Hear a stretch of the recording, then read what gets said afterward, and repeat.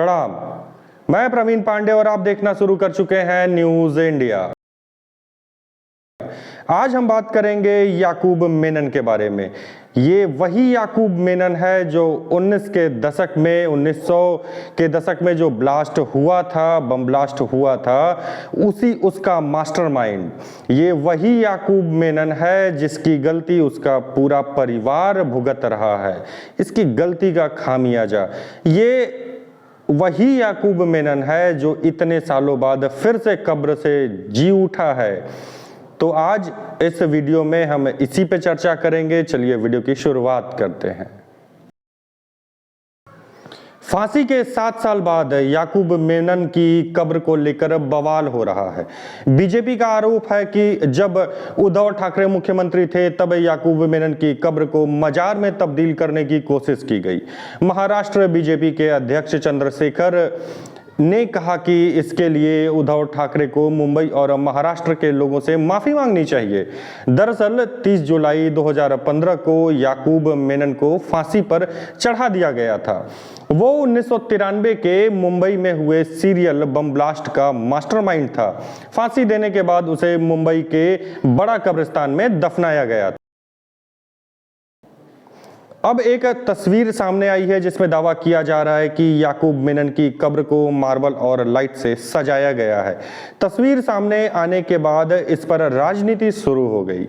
BJP का कहना है कि 250 लोगों की जान लेने वाले याकूब मेनन की कब्र को सजाया गया।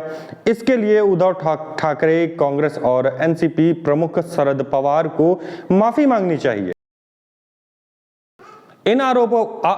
इन आरोपों पर जवाब देते हुए आदित्य ठाकरे ने कहा कि याकूब मेनन को ओसामा बिन लादेन की तरह समंदर में क्यों नहीं फेंका गया। उस समय किसकी सरकार थी? जब उसे दफनाया गया तब भारी सुरक्षा दी गई। इतना सम्मान क्यों दिया गया?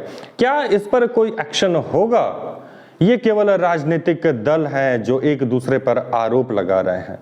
मेनन परिवार के सभी सदस्यों को बम धमाके का आरोपी बनाया गया था। इसमें से कोई जेल में सजा काट रहा है तो कोई फरार है, तो किसी को सबूतों के अभाव में बरी कर दिया गया है। कौन कौन है याकूब मेनन के परिवार में, जान लेते हैं। याकूब मेनन के पिता अब्दुल रज्जाक कारोबारी परिवार से थे, लेकिन उन्हें कारोबार में कभी कामयाबी नहीं मिली। याकूब रज्जाक ने हनीफ से निकाह किया। दोनों के 6 बेटे हुए। आरिफ उर्फ सुलेमान, इब्राहिम उर्फ मुश्ताक उर्फ टाइगर, याकूब, आयूब, अंजुम उर्फ ईसा और यूसुफ। मेनन सुन्नी मुसलमान हैं। कारोबार में जब कामयाबी नहीं मिली तो याकूब के पिता अब्दुल रज्जा भिंडी बाजार की एक बिल्डिंग में आकर रहने लगे। 1980 में यह बिल्डिंग गिर गई।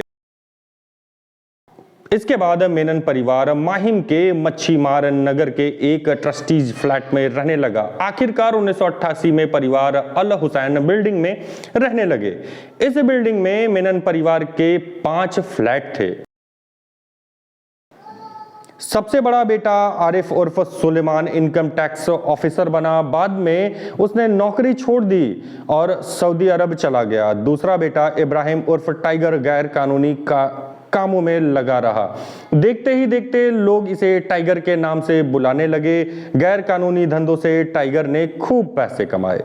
मेनन परिवार के एक पड़ोसी ने इंटरव्यू में बताया था कि इलाके का पहला शख्स था जिसने लाल रंग की मारुति 800 खरीदी।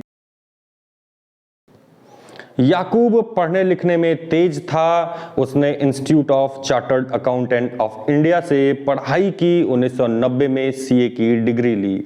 याकूब ने अपने बचपन के दोस्त चेतन मेहता के साथ मिलकर CC Mehta and Menon associate नाम की एक फर्म शुरू की। बाद में उसने AR एंड सन्स नाम से एक और अकाउंटेंसी फर्म शुरू की। उसने मांस का कारोबार करने के लिए तेजरथ नाम से एक कंपनी भी शुरू की थी।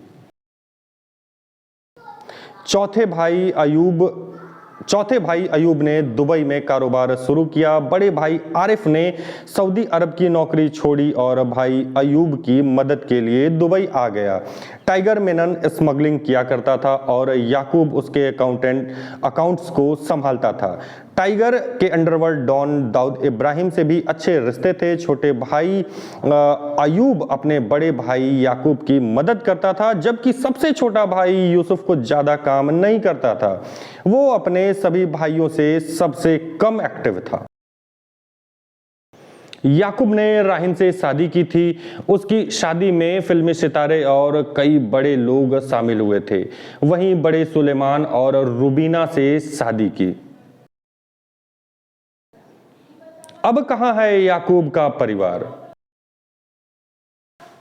पिता अब्दुल रज्जाक और मां हनीफा को भी बम धमाके का आरोपी बनाया गया था। 2001 में अब्दुल रज्जाक की मौत हो गई थी। मां हनीफा को बाद में बरी कर दिया गया था।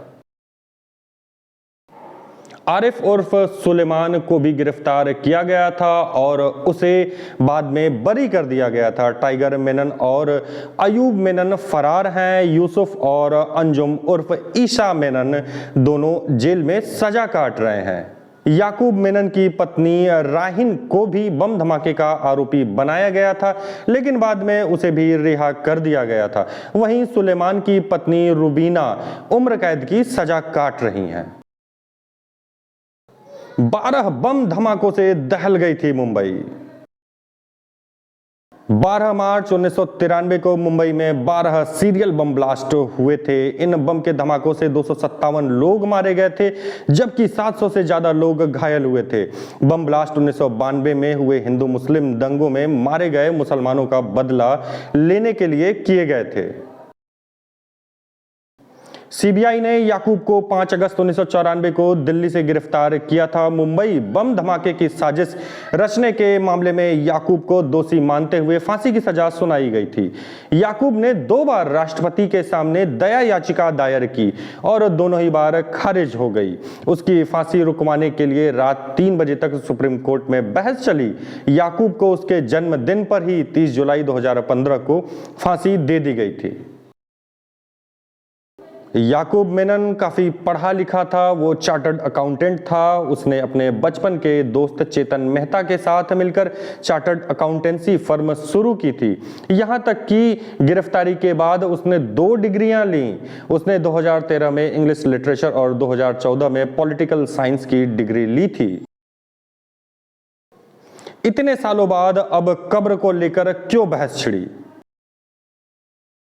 फांसी के बाद याकूब मेनन को मरीन लाइंस रेलवे स्टेशन के सामने करीब 7 एकड़ में बने कब्रिस्तान में, बड़ा कब्रिस्तान में दफनाया गया था। याकूब मेनन की कब्र की एक तस्वीर वायरल हो रही है। दावा किया जा रहा है कि उसकी कब्र को मार्बल और लाइटिंग टाइल्स से सजाया गया है। हालांकि एक पुलिस अधिकारी ने न्यूज एजेंसी को बताया कि बड़ा कब्रिस्तान में हाइलोजन लाइट्स बड़ी रात मतलब शब-ए बारात के मौके पर लगाई गई थी। बाद में इसे कब्रिस्तान के ट्रस्टीज ने हटा दिया था। उन्होंने कहा कि याकूब मेनन की कब्र के आसपास मार्बल टाइल्स 3 साल पहले लगाई गई थी। उन्होंने बताया कि यहां 13 और कब्रें भी हैं। आज की खबर में बस इतना ही। मिलते हैं फिर अगली खबर के साथ। उम्मीद करता हूं आपको हमारे द्वारा दी गई जानकारी अच्छी लगी हो। अगर आपको हमारे द्वारा दी गई जानकारी अच्छी लगी है तो वीडियो को लाइक और शेयर करें। चैनल को सब्सक्राइब करना न भूलें। धन्यवाद। प्रणाम।